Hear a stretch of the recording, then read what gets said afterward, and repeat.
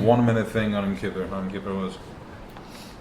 Baruch Hashem, my Kippur was amazing. I felt very connected, and I was feeling that basically Hashem is forgiving very much more than I forgive myself, and I was just feeling my whole body very connected,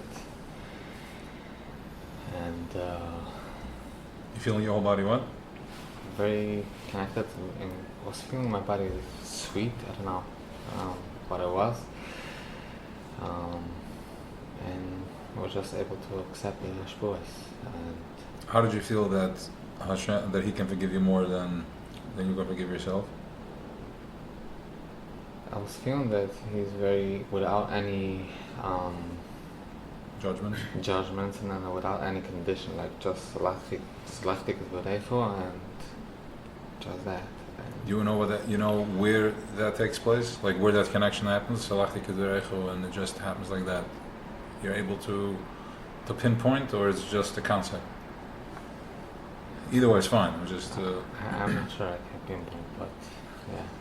So what happened is the moment of Salachti Kederecho, the moment you believe that is you connecting with Emunah, which is the ultimate yichud you can have. The ultimate yichud that a person can have is when I believe what I'm learning, when I believe what's being said to me. Until now, there's layers and layers of fat, layers and layers of plastic, of garbage in between this, that, and the other, which means, Salachet Kidverecho, it's Varashain, okay.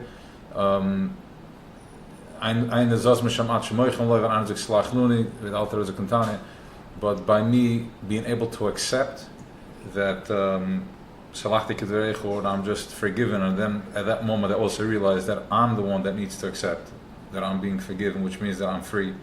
And this is how I'm free, because when I stand on the diving board, do I want to dive and I don't want to dive? And then once I dive in, I realize that it was me that was holding back. I had to release into it. I had to relax into it. And the moment I believe and surrender to that, that's when I realize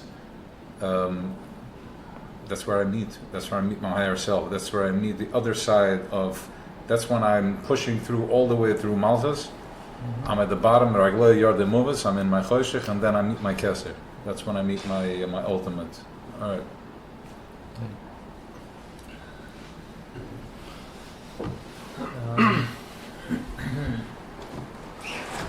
I did not feel so connected. And I was trying, but it was very difficult. I was in a little spin. Shoshana was much easier, much more connected. Very good. Before I respond, I want to catch two more, because once I let the cat out of the basket, out of the bag, then I'm not going to get the authenticity. How was your Yom Kippur? I didn't have my attentions before, so I didn't know where to focus on. But the first half, I was focusing on forgiveness of myself for constantly spinning. I'm not doing enough. That I'm not doing having a guilt trip. That I'm not doing enough. So I'm forgiving myself and letting go and just whatever I said there was nothing related to what I need to work on. Basically, so just going with the flow. Whatever I felt at that minute, that's where I went. Just after Mincha, like I told you, I was focusing on the minute part and really asking for to accept my surrendering and I was focusing on the tefillah for that moment, for that energy, on the moment for the Elah should stay with me for the rest of the year. What was that moment? Of completely surrendering. What does that look like? Every minute it looks something else. It looks different every minute. What does that look like at that moment? What did you picture at that moment? What does Emunah look like? First of all, what does Emunah touch? What does it touch of the Emunah to you? What does Emunah mean? Trust. Trust in. Trust in Hashem. What is Hashem? I have no idea. Okay. But nothing I was thinking about. Nothing I'm thinking about. Nothing what I know. It's nothing about that. So what is Emunah? What does it mean? It's something that I don't know yet. I'm still learning, but it's not me. It's definitely not me. So give me an example of real life, real time where you're in a bind, you're in a squeeze, and you're like, I trust. Well, these days I have very tough data, so I know there's only 4 working days the whole month. yeah, but that, I mean, I spoke to you last couple of weeks, and there was only one thing you hear from me, which I took at a completely different level on Friday. That it's nothing I can do, nothing I'm gonna do. It's gonna change the situation. I'm just gonna deal with that minute, deal with that, whatever I have to deal with, in a different way that I never dealt before. How do you deal with that?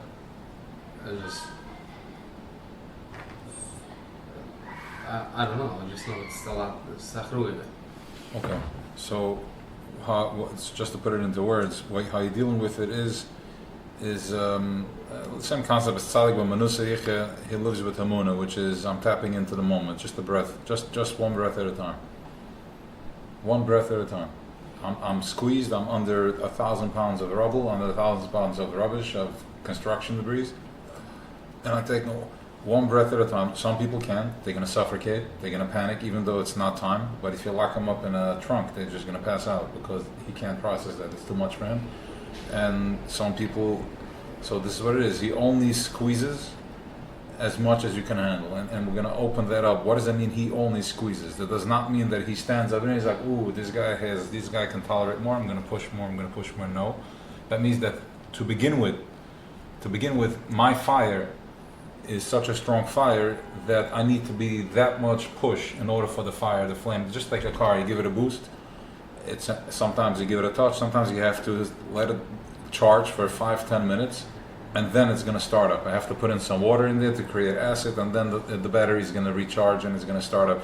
So too, some of us need such a strong, it's so davuk, it's so connected, that in order to wake it up, it needs so much more of a jolt. It needs so much more of a squeeze. Some people, one shot does the job for them. Some people need 3 l'chaims to get it. Some people need to go into ice cold in order to get his fix. Right? Okay, now I feel I'm good to apply. So I need an extra 10 minutes, an extra minute. So this is what we're talking about. So they could explain it a little bit that in the past I used to think that I have a minute, but what else can I do to help out? What else? Should I do this? Should I do that? I could do this. I could do that to help Hashem to get me something. Now I completely surrender. I don't care. I'm not gonna do anything.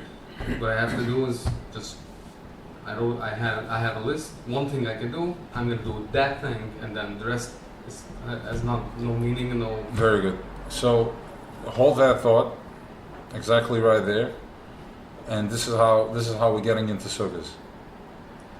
At some point, I'm trying. The whole idea is the ganze idea is that I should get to a point of process of elimination.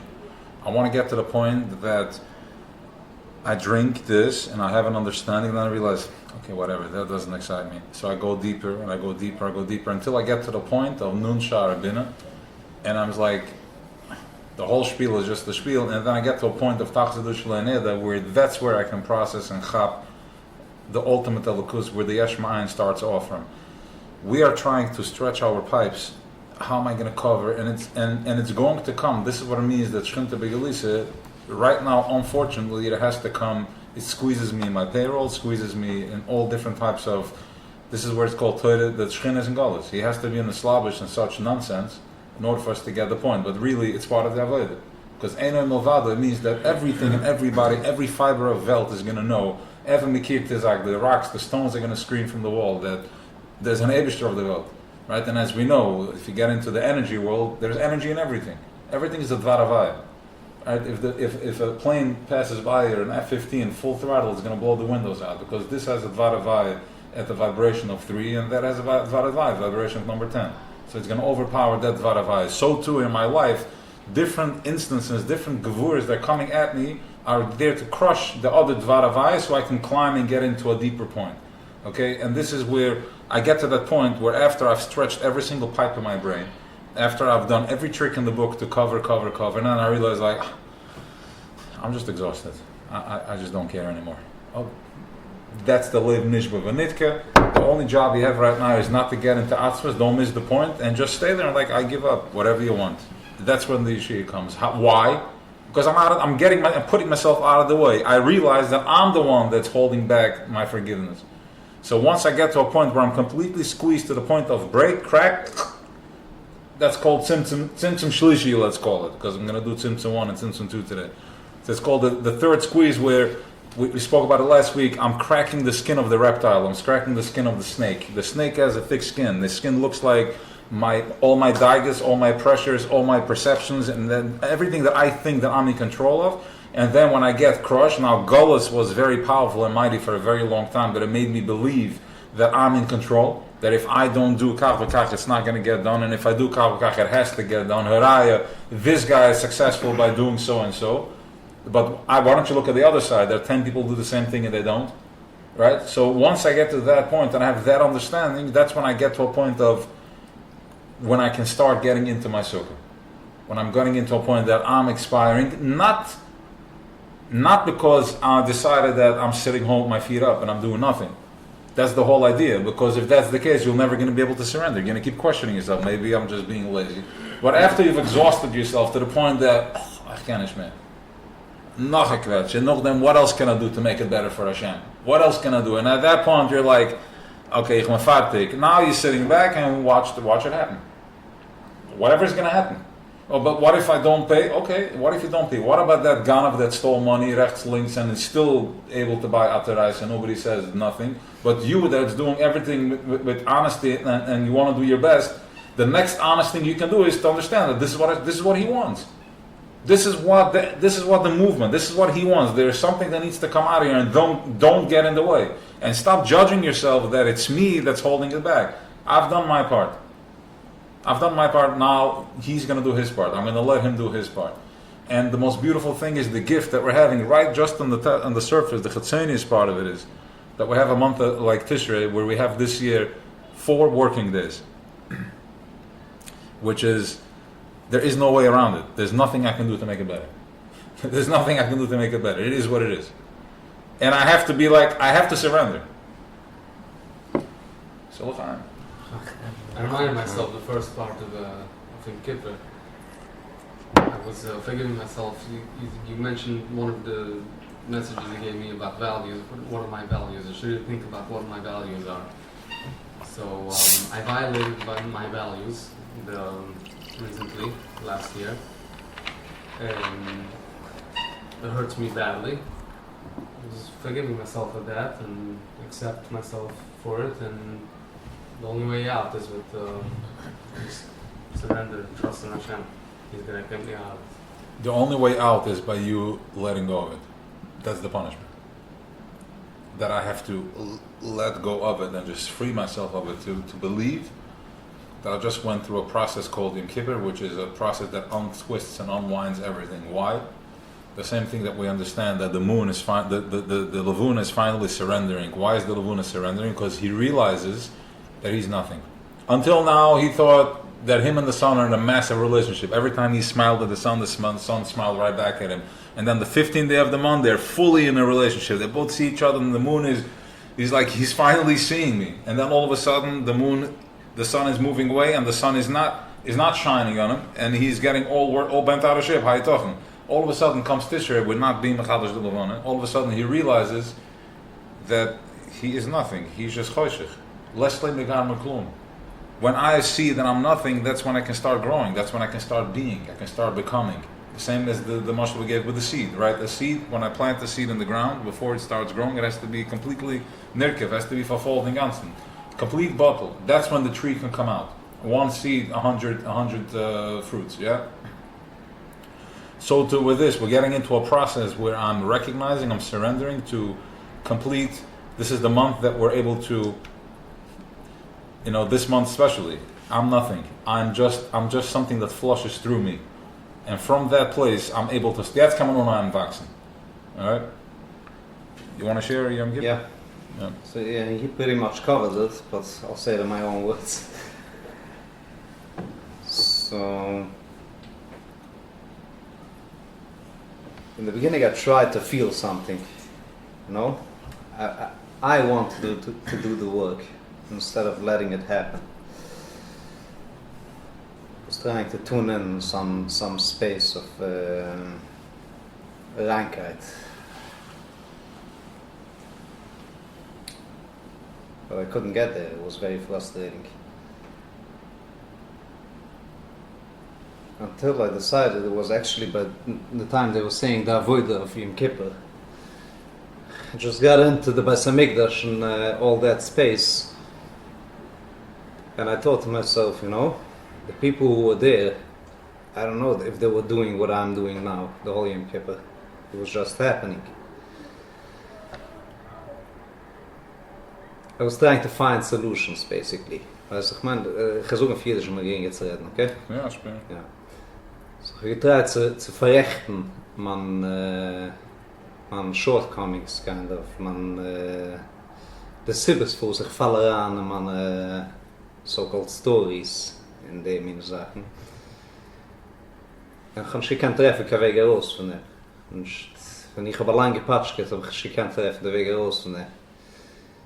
Bis ich habe aufgegeben und ich habe anerkannt, dass die ganze Entanglement, das was ich try, das zu tun, von dem darf ich auch nicht geholfen werden. And whatever. Ich habe gefühlt, das hat geschehen. Ich soll plein stein in der Saat. Ein Team, was ich darf tun, whatever, weiß, darf man go on. I said, Kimmer. All right, very good. So what I'm gonna do is I'm gonna restart, and what we'll do is